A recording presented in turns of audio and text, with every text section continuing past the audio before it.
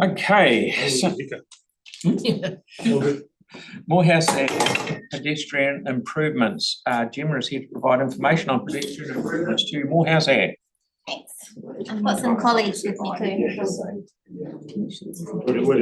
Okay. That's intimidating.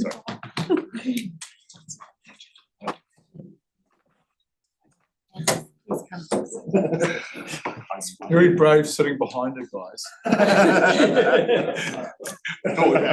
Yeah, I saw you up to.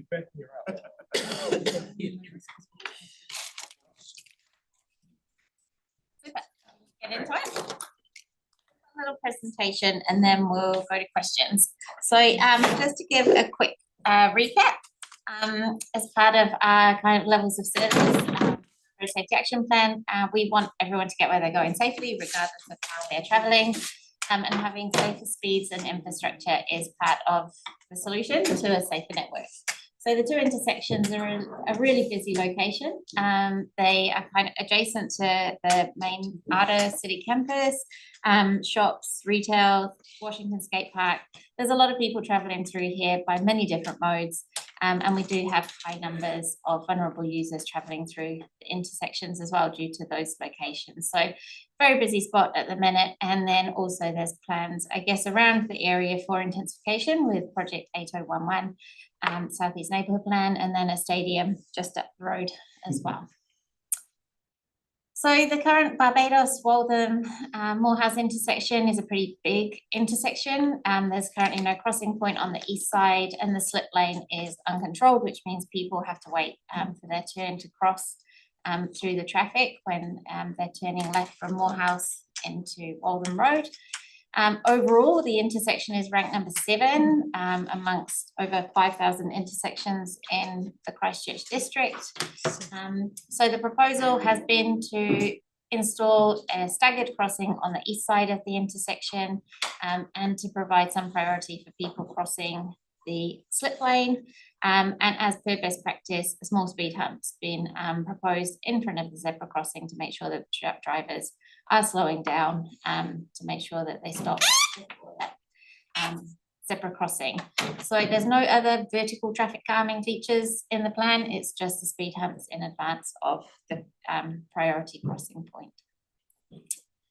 At Gus and Madras Moorhouse, pretty similar. It's a huge big intersection. We know students like to frequent the fast food establishment on the southeast corner, and there's also busy with other people traveling both north and south in the morning peaks. At the intersection, overall it's ranked number 23 in the big list of intersections.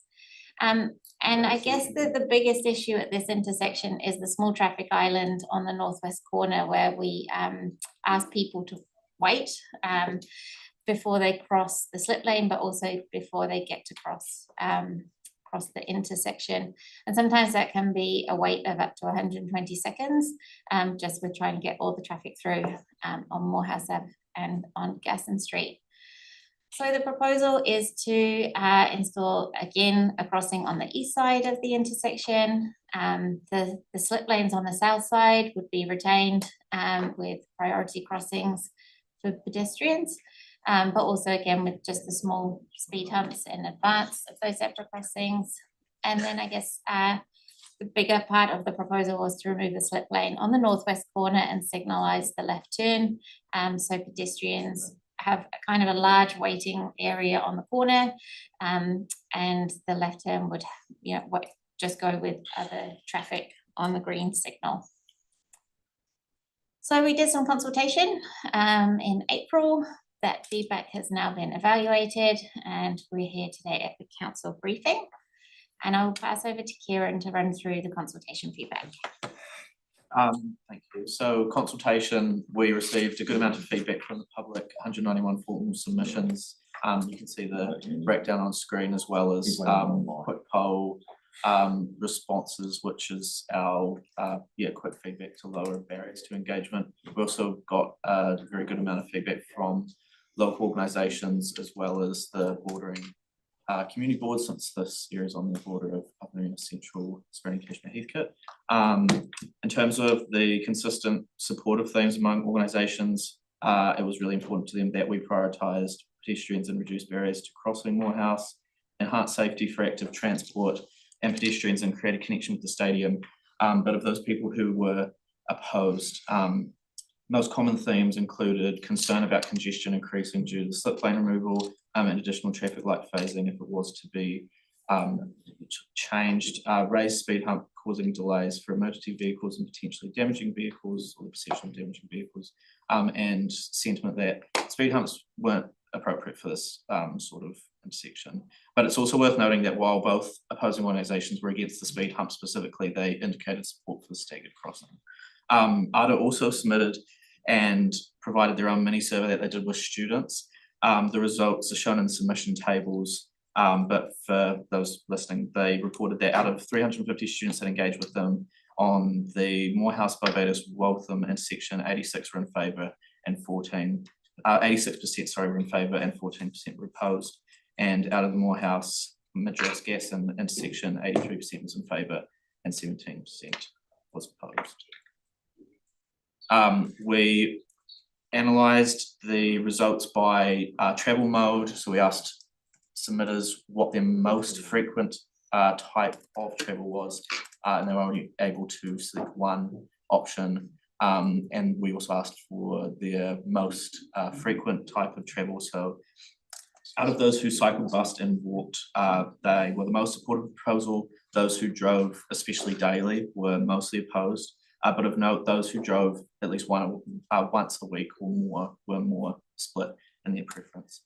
And the same was consistent for the Moorhouse Barbados Waltham intersection, except those who drove, especially daily, were opposed, whereas drivers were a lot more split with this intersection.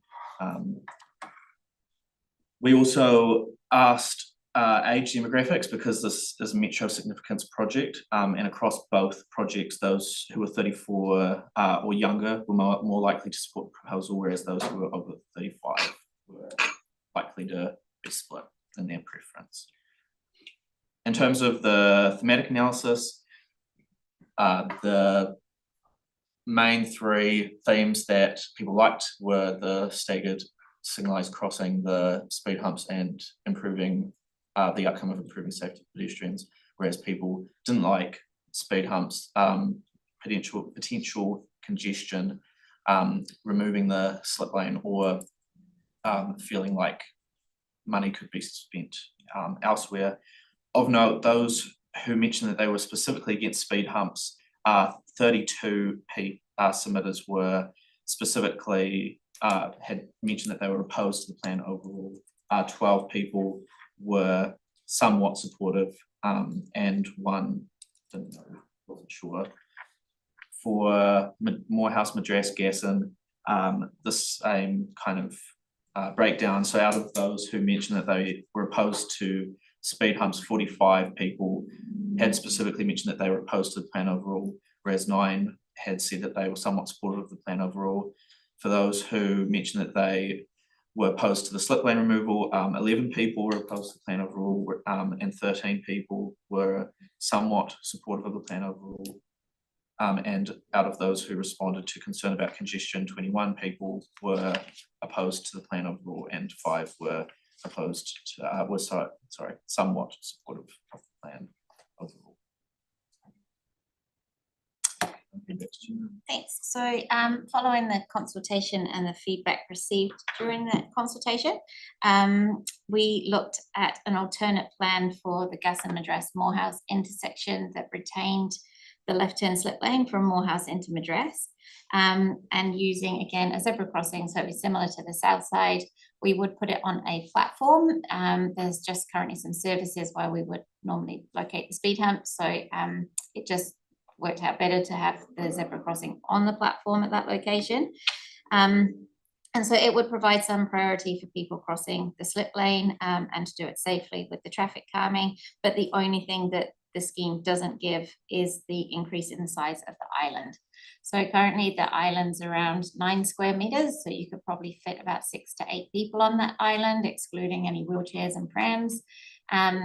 So it is still quite small, and that, I guess, is why staff is still recommending the slip lane removal to give the big waiting area on the corner rather than option B. But there will be staff recommendations available if elected members wanted to vote for option B rather than staff recommendation. Over to you. Thank you, really like what you've done with the Moorhouse address, Guess, and I think it's opening with option B for me, because if you're looking at it on the east side, that will be the fast food access and Washington Skate Park. So you've actually changed that whole intersection to make that east side crossing a lot safer, which will take pressure off that northwest side, that corners. The traffic volume in there in 5 o'clock of the afternoon traffic is huge. I think it's just going to make a headache to take that turn out and make it signalised, because it's going to back up to where we have a problem with the overbridge, where we've got signs at the top of that overbridge telling people to slow down, etc. And they hardly ever do, but they try. Well, we try. But I really do like what you've done with the Wolf and Barbados Moorhouse. I think it really is overdue, and I totally support that. But for me, it's option B for the Gaston Street. Thank you.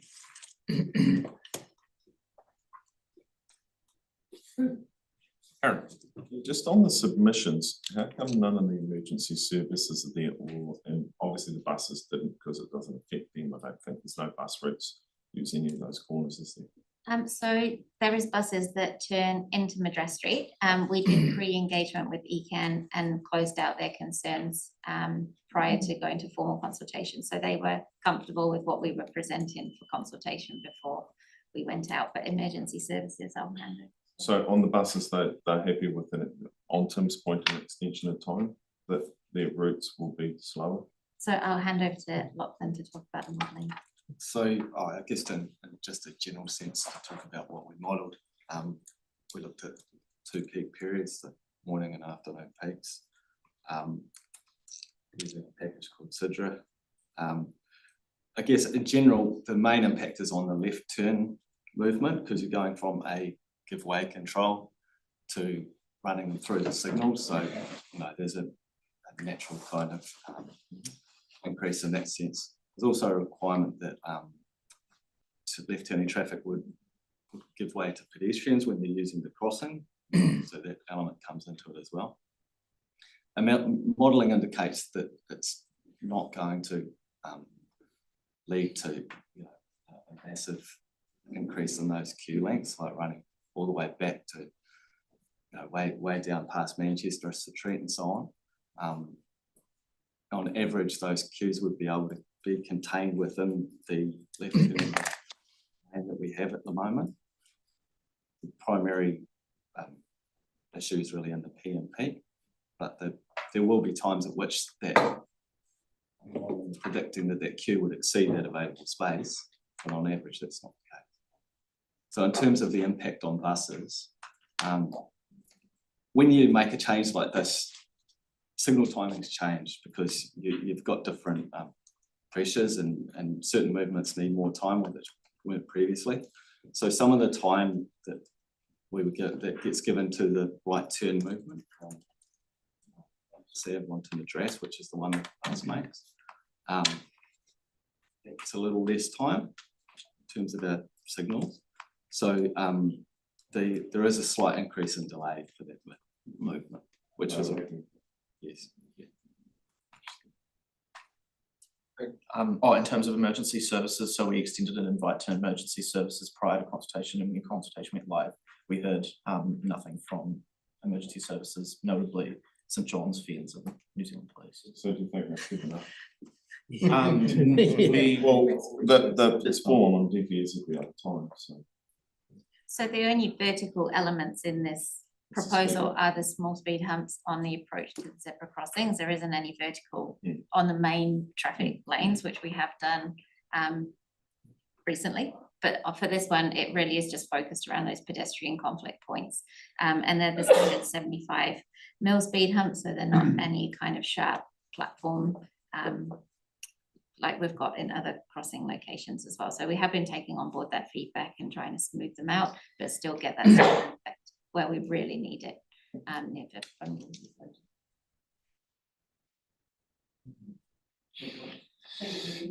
I'll just back up the bus a little bit on that, following on from Erin and with what you said.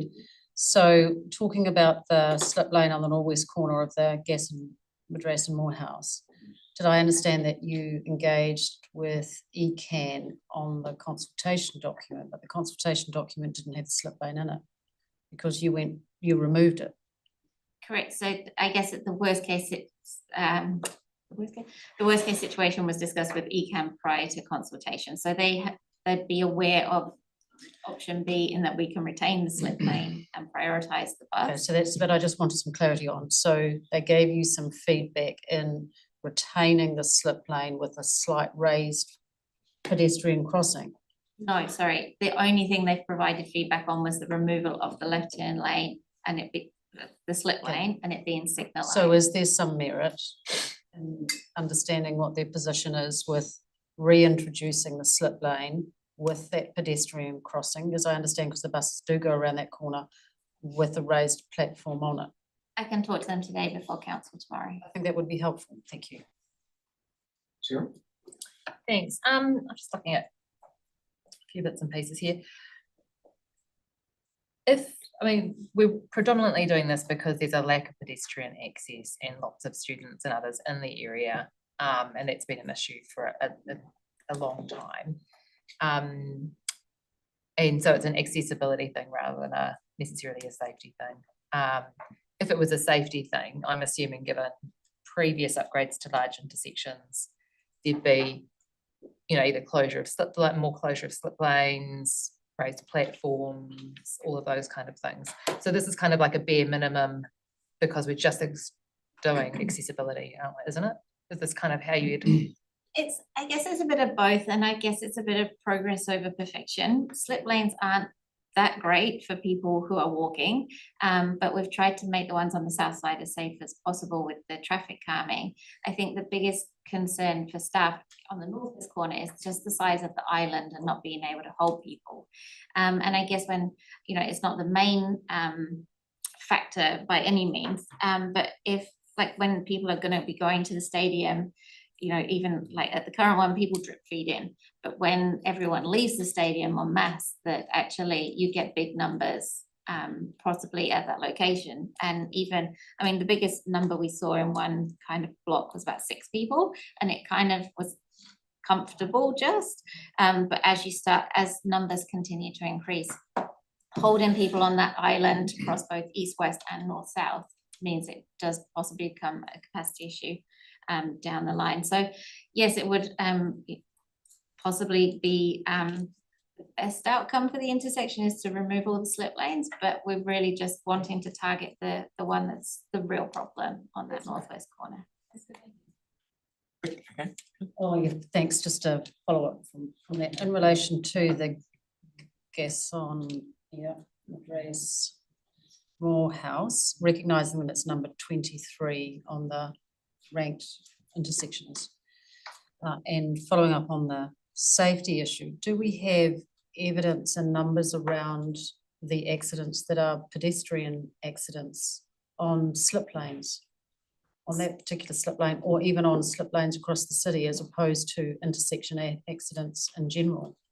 So we've included it in the report. There hasn't been any reported crashes involving pedestrians on the slip lanes at those intersections. The 23 kind of takes into consideration the whole intersection. I guess we've installed the red light camera was installed there a few years ago, and we've included it in the report that actually it's had a neutral effect on safety. It hasn't addressed the red light running problem that's the main factor of the crashes that are still occurring. In terms of pedestrian crashes, there hasn't been any at either. There was a fatal cycle accident at Barbados, which probably has brought it up to where it's sitting at number 7. Thank you. Mark, please. Following on again, that northwest slip lane, would it be feasible to, rather than close that and do option B, on weekdays, when there are large crowds coming from the stadium, to temperature management, close that slip lane so that capacity? Yeah, through the chair. The exact details of the traffic management plans are still being finalised. We've actually got a meeting tomorrow with Benny and it's their traffic management plan to own. So we just collaborate with them to help them address the issues and confirm what traffic management is needed. So it is something we can raise with them. But the way the traffic management plans are looking, it's almost going to be 3 levels of traffic management plan. And I think it's only going to be the largest event size where traffic management is going to be really pushed out that far. For your smaller events, it's probably not practicable to put traffic management all the way out to Moorhouse Avenue. Yet the pedestrian impacts of those events are still going to be quite big. So there's still going to be lots of pedestrians, or an increased number of pedestrians using that intersection. Yeah, so just on that, and it's good that you're meeting with them, and we've planned all our streets without knowing which way people are coming from and how they're going to go to the stadium. We made a model, but we've never asked the public. Have we asked VO, because they know where everyone comes from, because they had the data, because I asked them, and they generally know how most people get to all the different sorts of events. So they would have a model. Have we ever looked at their model of where they think people are going to come from to events and how they're going to get there? So through the chair, a piece of work has been pulled together that we are aware of that does show the likely directions that people are going to come from. And the problem with this is it's all based on best guesses and models. So even when the traffic management plans are in place, and I apologise, probably going a little bit off topic, but once the traffic management plans are in place, there's still going to be lots of learning and lots of changes to those traffic management plans for that first year. Because yeah, we can model it, we can predict where people are going to come from, but how people actually behave on the day is probably going to be quite different to that. So we will adapt as we go. Part of that comes down to what you know. I mean, you can look at an All Black game, you can see where all the tickets for the last 10 years have been bought all around the city. We know where all the accommodation is, so you can get pretty accurate where they're going to come from. The interruptions to that come from people rat running because they'll look at one route and they'll go, oh, that's not going to work. And we might have closed it off, so then we create all these other problems. But have we looked at all of the data from VO on how they believe people are going to get on the stadium? Through the chair, we have, and that's part of the traffic management plan that's going to get a presentation on that, because it'll be good for us to know as well as we're making our decisions. So through the chair, I think there is actually an action in Infield Council for myself and somebody else to come and talk to you on this. Oh, that'd be really good. Yeah. Thank you. Because our concerns might be all. Thank you, Aaron. Kelly. Yeah, just